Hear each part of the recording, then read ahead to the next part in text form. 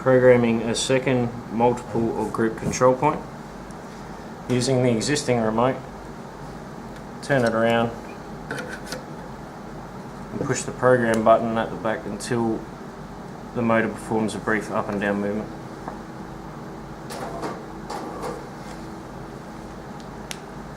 Change the remote control to the new control point. Select the channel that you want to operate it on. Turn it around. And push the program button at the back until the motor performs a brief up and down movement.